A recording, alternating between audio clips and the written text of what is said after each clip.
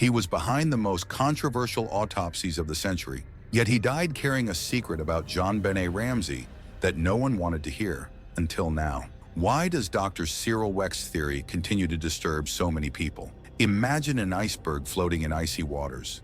The visible tip represents what we all know, the tragic murder of JonBenét Ramsey, a 6-year-old girl found dead in her own home on the night after Christmas 1996. But beneath the surface lies a colossal mass of secrets and unexplored theories. Among these stands the perspective of a man who dedicated his life to unraveling mysteries, Dr. Cyril Wecht. Dr. Wecht wasn't just any professional. With a career spanning over 20,000 autopsies and consultations on high-profile cases, such as those of John F. Kennedy and Elvis Presley, he built a solid reputation in forensic pathology. Even so, his theory about JonBenét's death was widely ignored. Why? What was it in his conclusions that made so many avert their eyes? To understand this neglect, we must dive into the depths of that iceberg, explore what was left in the shadows, and confront truths that might be uncomfortable. After all, as Nietzsche said, sometimes people do not want to hear the truth because they do not wish their illusions to be shattered.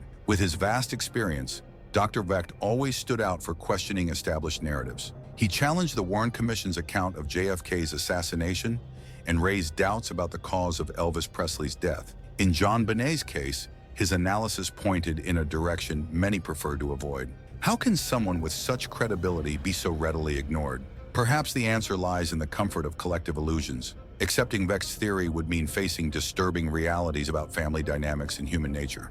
It's easier to believe in an unknown intruder than to consider that the evil might reside within an apparently perfect home. From the start, the media and the public clung to the intruder theory. The idea of a stranger invading a quiet house during the Christmas festivities was frightening, yet in a way, more palatable than suspecting one's own family members. That narrative offered a sense of security. As long as we kept our homes protected, we'd be safe. However, by dismissing other possibilities, we risk overlooking crucial evidence. Michel Foucault once stated, "Truth is produced where there is power." Who held the power in this case? What truths were suppressed to maintain a certain order? The problem perhaps was never just about discovering what happened, but about facing what we did not want to be true. By rejecting Wecht's theory, we avoided questioning our own assumptions and prejudices. But at what cost? In an interview, Dr. Wecht expressed his frustration with the lack of depth in the investigations. He mentioned how important details were neglected and how the pursuit of truth was compromised by social and media conveniences. His passion for justice and scientific accuracy was evident, making it even more intriguing that his conclusions were so widely dismissed. Imagine devoting decades of your life to seeking the truth, only to see your discoveries discarded because they didn't align with the dominant narrative. That was the reality Wecht faced. His story leads us to question, how many other truths remain buried simply because we refuse to face them? Let's dive into the forgotten archives, the ignored words, and the theory that Cyril Wecht maintained until his last day, even if no one wanted to listen. Get ready to challenge your perceptions and confront a reality that many prefer to leave in the shadows. Throughout this video, we will explore the details of Wecht's theory, analyze the evidence he presented, and discuss why his conclusions were so controversial. This is an invitation to question established narratives and seek the truth, no matter how uncomfortable it may be. If you are ready for this journey, subscribe to the channel and turn on notifications so you don't miss the upcoming chapters of this investigation. And remember, the truth is not always what it seems on the surface. Sometimes it takes courage to dive into the depths and confront what is hidden in the shadows. By the end of this video, you will have a deeper understanding of the JonBenét Ramsey case and the courage of a man who refused to be silenced in the face of adversity. Prepare for a journey of discovery and reflection. Now, without further ado, let's plunge into the depths of this mystery and uncover what really happened on that fateful night in December 1996. Remember, the truth may be uncomfortable, but only through it can we find justice and understanding. Let's embark together on this quest for the truth. If you're already intrigued and want to know more, don't forget to leave your comment below and share your theories with us. Your participation is essential to subscribe to the channel. Take this moment to join us in this relentless pursuit of truth. Hit the bell icon to receive notifications whenever a new video airs. Now let's dive headfirst into this mystery. If you've ever heard of Dr. Cyril Wecht, you probably know he wasn't just any medical examiner. We're talking about a man who investigated Elvis Presley's death, challenged the official version of JFK's assassination, and signed off on more than 21,000 autopsies over his lifetime. When he spoke, the world stopped to listen, but not this time. In 1996, the JonBenét Ramsey case took over the headlines. A 6-year-old girl found dead in the basement of her home a day after Christmas. The house, locked. The parents, wealthy, influential, smiling in every photo. The town, Boulder, Colorado, peaceful, almost cinematic. The image of the little girl in a white dress with golden curls and a princess crown became the symbol of a mystery that seemed endless. But behind the commotion, the headlines, and the intense media coverage, an uncomfortable question arose. Was it really the work of a stranger, or was the danger inside the home? While the whole world embraced the intruder theory, Dr. Wecht analyzed the scene with a clinical, cold, technical gaze, and he did not like what he saw. It wasn't just an autopsy. It was a sequence of signals, marks, and details that did not match what the public narrative portrayed. He saw something there that most did not want to see, or did not have the courage to admit. But here comes the big question.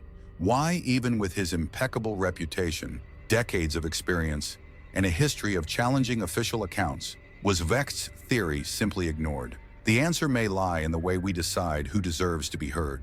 In the JonBenét case, two narratives dominated public opinion. On one side, the idea that an intruder had broken into the house, committed the crime, and left a ransom note. On the other, the hypothesis that someone within the family was involved, something so painful that many wouldn't even consider it as a possibility. The media quickly embraced the stranger version. It was easier to tell, more palatable, safer. After all, if it happened in the Ramsey home, it could happen in any home, and no one wants to sleep with that possibility on their mind. Meanwhile, Wecht pointed out details that contradicted that version. The letter's handwriting, the position of the body, the pattern of the injuries, the parents' behavior. He spoke, but no one wanted to listen, because to listen meant admitting that the truth might be harsher than any conspiratorial theory. Cyril Wecht wasn't there to fuel gossip. He wanted answers. And unlike many, he was willing to go all the way, even if that journey was uncomfortable, even if it didn't sell well in the morning papers. But what happens when the truth knocks on the door and no one is willing to open it? Time passed. The case cooled down. The smiling faces of the Ramsey family disappeared from the covers. But Wecht did not back down. Until his last year of life, he maintained, the accepted theory is not the strongest, it's just the most convenient. And perhaps that's why he was silenced, because what he saw was exactly what no one wanted to see. Now that you know the backdrop, are you ready to hear what was left aside for decades? The final theory of Cyril Wecht, the one that no one wanted to accept, but which deep down always made sense. Can you imagine what it's like to see something that no one else wants to see? Because that was exactly how it was with Cyril Wecht. Shortly after reading the reports, viewing the images, and analyzing the crime scene, he realized he wasn't looking at a simple case of intrusion. It was different. There were subtle signs almost imperceptible to those who didn't know what to look for, but glaring to him. First, the head injuries, then the strangulation with an improvised garrote. Two methods, two ways to cause death, and that, for Wecht, made no sense. It's as if someone was trying to cover up the first attempt with a second, more elaborate act, he commented in one of his interviews. But what weighed even more was the scene itself. The ransom note, written with the home's own pen and paper spanning 3 pages. The language? An 80s action movie script. The signature? Victory SBTC.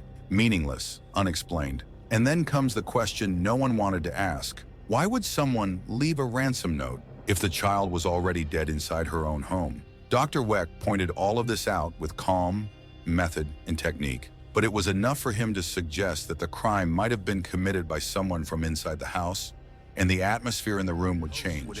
Reporters, the audience would change the channel. It was as if the mere possibility that the parents, or someone in the family, might be involved was too unbearable to be spoken aloud. And then you begin to understand. The problem wasn't Wecht's theory, it was what it demanded from people. Because to accept it, you had to abandon the image of the perfect family. You had to face the fact that, yes, something terrible can happen behind the prettiest curtains, and sometimes the truth is not comforting, it crumbles. This is where the mechanism of resistance comes in. The media needed a marketable story. The public wanted an external culprit. The police, already under pressure and criticism, needed a narrative that wouldn't topple the pillars of the city. And Wecht, He was pointing directly at what everyone was avoiding. He said, "Look again." The scene was manipulated. The body was moved. The cause of death does not match the story told. And the reaction? Silence. That truth seemed to have an emotional password that no one wanted to type in, like an encrypted file that sits right in front of everyone. But no one wants to decode because they know what they will find. Foucault's phrase fits here like a glove. There is no knowledge without power. And Wecht, no matter how renowned he was, didn't have the kind of power that makes headlines. He had knowledge, but he didn't have the microphone. He had proof, but he didn't have the stage. And that's when everything changes. Because when the truth becomes too inconvenient, it simply stops being considered. But what exactly did he discover? What was the missing piece of the puzzle that no one wanted to put together? That's what we're about to see. But I'll tell you in advance, it's not easy to digest. And perhaps that's precisely why it's so important to listen. When Cyril Wecht examined the documents of the JonBenét Ramsey case, he didn't make assumptions. He did what he always did. He analyzed the body, the injuries, the context of the scene, and what he saw, according to him, was a truth that no one wanted to touch. To begin with, the pattern of injuries, the severe and fatal head injury, and the signs of abuse in the genital area, which he believed were not recent. For Wecht, that did not match the hypothesis of a random intruder. There were no signs of forced entry. There were no footprints in the snow. But there was something even more disturbing, a staged scenario. The way the body was found, the use of a cord around the neck, the handwritten ransom note, nothing about it made sense for a crime planned by a stranger. For him, everything pointed to an internal cover-up, and cover-ups are usually born from fear, not from intruders. Cyril believed that JonBenét might have suffered some form of assault inside the house, and that, during or after that event, something went terribly wrong. The blow to the head, according to him, would have been a desperate attempt to simulate an external attack or even to put an end to something that had spiraled out of control. It's hard to hear. It's even harder to imagine. But that was what he argued, based on more than 20,000 autopsies, decades of experience, a lifetime of listening to what bodies have to say, while everyone else around him only wanted to be silent. And perhaps the cruelest part was seeing that knowledge being set aside. Not because it lacked credibility, but because the implications were unacceptable. Wecht's theory was treated as too uncomfortable. It was easier to embrace the idea of an intruder, a monstrous outsider. Easier than looking inside a wealthy, influential, and seemingly perfect family. But for him, what hurt wasn't being ignored. It was the reason why that happened. In an interview in his later years, he spoke with heavy eyes. The truth was there, but everyone was too busy trying not to see it. Science takes no sides, he would say. Logic does not bend to narratives. Yet in this case, everyone bowed. Cyril didn't speak like someone who wanted to blame. He spoke like someone who couldn't stand to see justice suffocated by collective discomfort. He knew that the media, public opinion, and the quarters of power all prefer a palatable version, one that fits neatly into the headlines. His did not fit. It was a piece that the puzzle rejected, and for that it was cast aside. The truth, in his view, remained locked in a file, encrypted, not for lack of a password, but for lack of courage. Deep down, Wecht's theory was not just about what happened that night. It was about what we are capable of hiding when appearance is more important than fact, when protecting an image is worth more than protecting justice. He died without ever seeing his hypothesis reevaluated seriously, without an official audience, without any retraction. Yet he never backed down one bit. The phrase he repeated is not to lie about how they died. JonBenét was 6 years old. If Cyril is right, her story was buried twice. First with her body, then with silence. And perhaps the greatest weight of all is not in the theory itself, but in the way the world chose to ignore it. Cyril Wecht didn't seek the spotlight. He didn't need it. He just wanted to be heard. Not out of vanity, but because he knew that silence kills the truth more than any lie. And perhaps what hurt him most was not the rejection of his theory, but the silence that followed.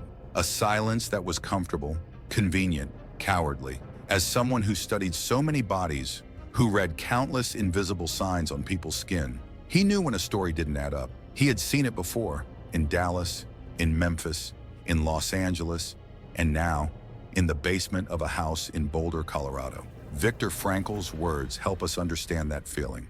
When we cannot change a situation, we are challenged to change ourselves. Wecht couldn't change the course of the investigation, but he left a challenge for all who came after, to look at what bothers us, to listen to what no one wants to hear. Because in the end, the silence that fell over his theory says more about our society than about the crime scene. It says that we prefer comfort to doubt, appearance to truth, a perfect family image to the risk of deconstructing what seemed flawless. But the truth never dies completely. Sometimes it just stays there, quietly, waiting for someone brave enough to bring it to light. And if you've made it this far, it's because you carry that kind of courage. Now, if you want to continue on this journey, to face the cases that time tried to bury, the next video will take you down another path where the truth was also smothered. And if you're interested in cases like these, I've left some valuable content in the first comment, a reading that challenges the way we understand memory, silence, and justice. When you finish this video, take a look. And of course, if you like real stories that cut deep and aren't afraid to go in depth, subscribe to the channel. Here we talk about what many prefer to ignore. Oh, and if you watched until the end, comment, "I'm on the team that faces the truth," just so I know you stayed until the end, and that we're in this together in our search.